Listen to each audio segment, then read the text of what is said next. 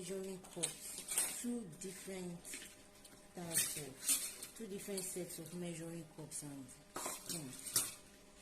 So I just want to use this to show you that regardless of the design you see in the market, as long as you are buying a standard set of measuring cups and spoons, they will give you the same quantity.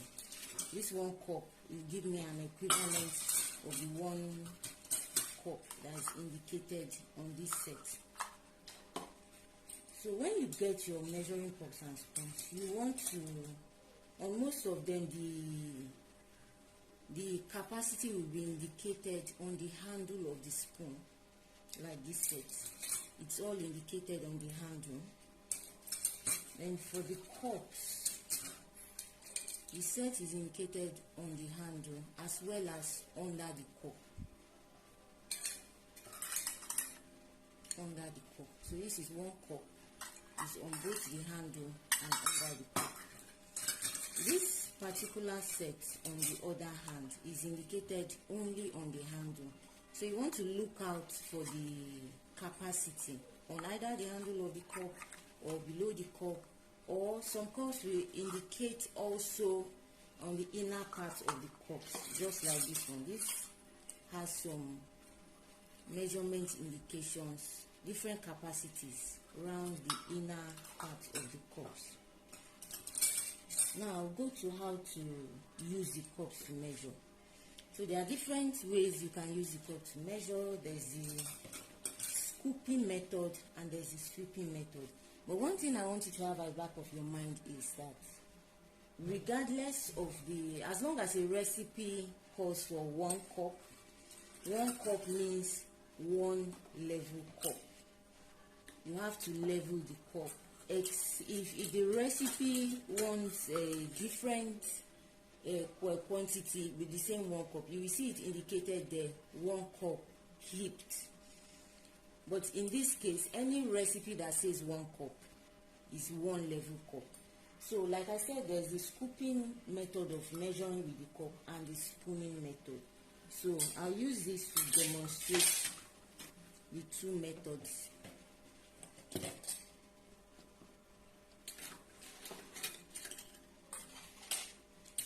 This particular set came with a tool that can be used to level the cup. Not all measuring cup sets come with this tool.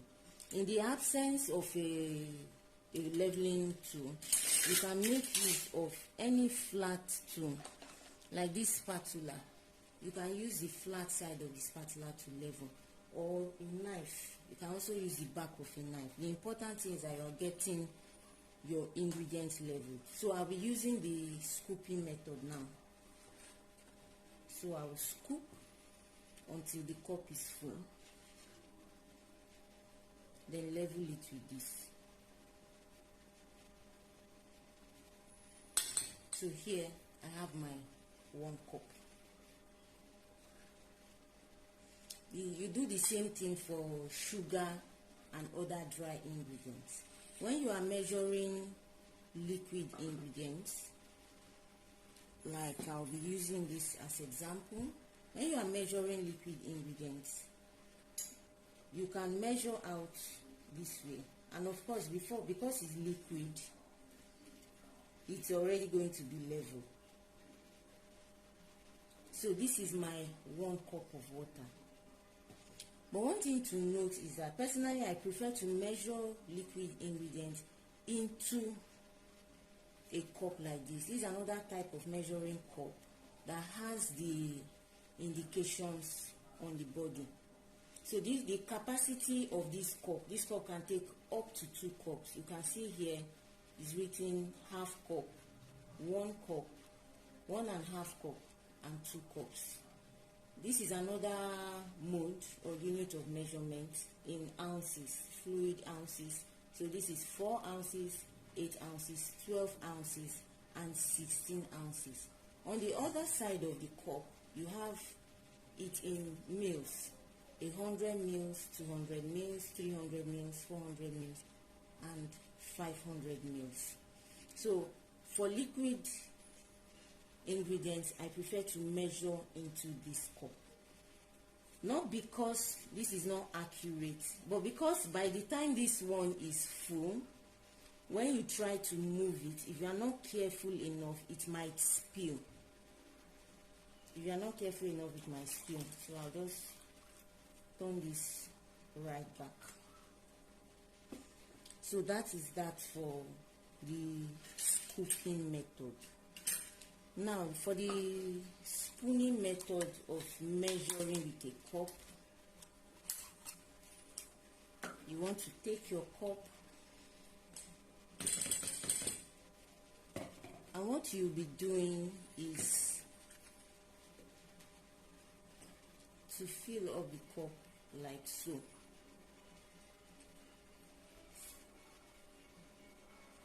You make sure you heap it, and once it's heaped, you go ahead to level it out.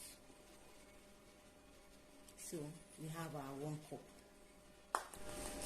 What applies to the cups when measuring when measuring dry ingredients also applies to the spoons.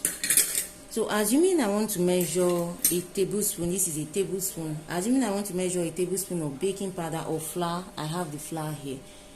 You can apply the same method for the cups. You scoop and level, or you spoon and level.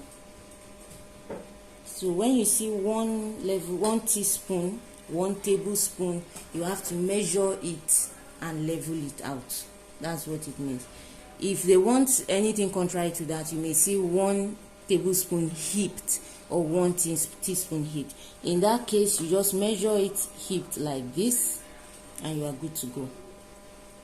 One disadvantage of the measuring cup I have noticed is that the method you used in getting the ingredients into the cup can alter the mass of the ingredient. For example, if I have to weigh in the digital scale what I measured using the scooping method versus what I measured using the spooning method, it will not give me the same quantity if weighed on a scale. So that's one of the reasons I actually prefer a scale to a measuring cup. So now I'll talk about how to use a digital scale to measure your ingredients. I have 3 different types of scale here. I have this. You get different types in the market. These are all digital scales, and they work fine. Now when you get a scale, one of the functions, I'm talking about different functions of the scale. Now the first thing you want to look out for is the capacity. Now this scale has a capacity of 1000 grams by 1 gram. This means it measures in multiples of 1 gram. It cannot measure quantities that are below 1 gram. So this is 10,000 grams, which is equivalent to 10 kg. So this scale can measure up to 10 kg, from 1 gram to 10 kg. This scale, on the other hand, as indicated here, it can weigh. This scale has two different sections for weighing. So the first one can weigh up to 500 grams or 0.01 grams. The second part, which is this bigger one, can weigh up to 5 kg or 0.1 gram. This is my preferred, this is my favorite scale of the 3 of them, because it measures less than a gram. This, on the other hand, has a capacity, I'm not sure how clear this is, has a capacity of maximum 10,000 grams, just like the first one I showed you, and in multiples of 1 gram. So that's 10,000 grams or 10 kg. is what this can measure. So all of them can measure in different units. This, for example, has the on or off button, the mode button, or the tar. This function is for switching on the scale. The scale is currently on, so it's for switching on the scale. This is the mode. It's currently on grams, units of measurement. This scale measured in grams or ounces only, just these 2 units. So you use the mode button to change the unit of measurement. So if I have a recipe that calls for measurement in ounces, I will use the mode to switch. Then if I want to take this, assuming I have measured this bowl, for example, now I've placed the bowl on the scale and it's showing 96 grams. The bowl is empty, but I want to measure, say, flour into the bowl. I will need to take this back to 0. So if I want to take it back to 0 to be able to measure the flour, I don't need to switch the scale off to put it on again. I can just press the tab button. This function is for taking the scale back to 0. So as I've taken it back to 0, I can go ahead to measure the flour. Never measure your a new ingredient without returning the scale back to 0. So when I press it on for some on the on button for some seconds, it goes off.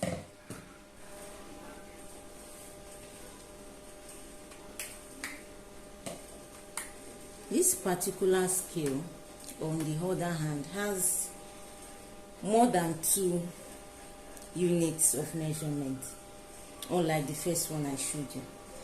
So I'll just switch it on. It's on milliliters for milk. So this is milk in mils. If you want to measure out your milk, you can use this scale and use this unit. So you use this to switch the unit. It's back to grams, kilograms, pounds, ounces, milliliters. Now you can see this particular milliliters has no milk indication here, so it's safe to use this one for water. This is the milliliters for milk, and it's back to grams. So I'll just switch this off. If you want to measure ingredients, I personally like to place my bowl first on the scale before I switch on. So as you can see, the weight is on 0. It did not factor the weight of the bowl because we had placed the bowl before we switched it on, and once you switch it on, it starts from 0. Now I'll just switch it off. If you have already switched on the scale before placing your bowl, of course it will factor in the weight of the bowl, but you use the tab function to take it back to 0, and then you can start putting your ingredients for measuring. So I'll just switch this off. So this is the third type I will be showing you, and my all-time favorite, and that's because it captures measurement in less than 1 gram. That means its ability for accuracy is better than the previous 2 I showed you. So I'll just switch it. Now you can weigh on this portion of the scale and also this portion of the scale. So this scale has a maximum, this section has a maximum capacity of 500 grams as indicated here, and it can weigh as little as 0.01 grams. The second portion here has a maximum capacity of 5 kg or 5,000 grams, and it can weigh up to 0.1 grams, as against the other 2 that their minimum weight is in multiples of just 1 gram. this can weigh in smaller quantities. I'll show you an example. This also has more than 2 units, and of course this is the most expensive of the 3. So depending on what you want to use your scale for and how you want to use, you decide which one. Or if you are just looking for a budget friendly scale, of course by all means go for the first one. So I'll switch this on. You can see the screen is showing in grams. I use this mode to change. This is in kg. I'm changing the units. Fluid ounces, pounds, milk in milliliters, and just normal milliliters, which you can use for water, and it's back to grams. So I want to show you the difference between how this works in terms of level of accuracy and how this would work. I'll be weighing this measuring tool here. It's giving me 9.8 grams. Now, most likely when I put it on the second scale, it's going to approximate it and give me 10 grams.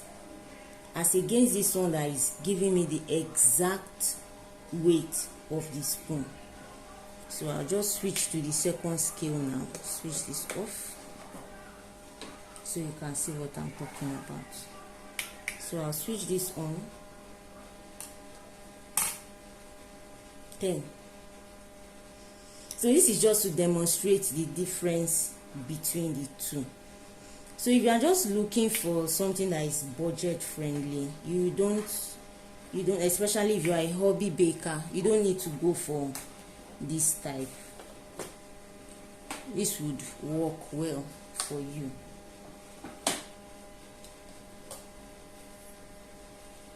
So that will be all for this class. Okay, so I'll be showing you a brief demonstration of why I prefer the digital scale when measuring, why I prefer a digital scale to using cups. So we have our digital scale here. This is the bowl.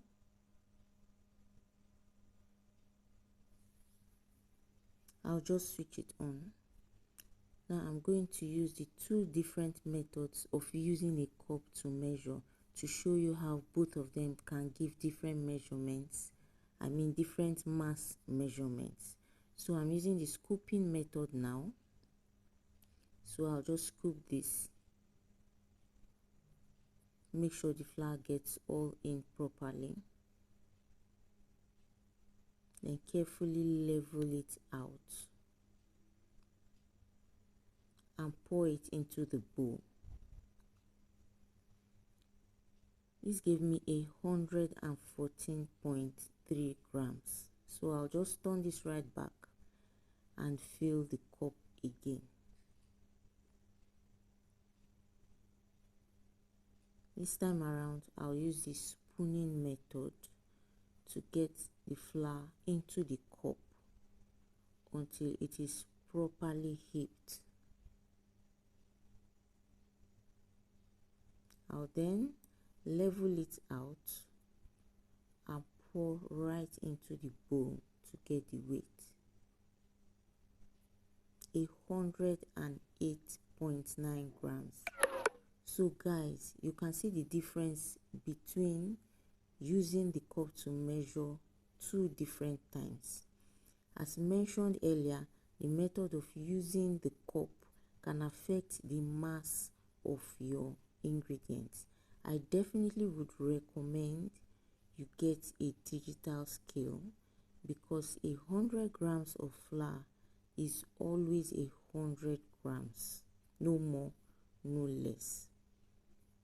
So every time you use a particular recipe, you are guaranteed that the ratio of the ingredients is consistent time after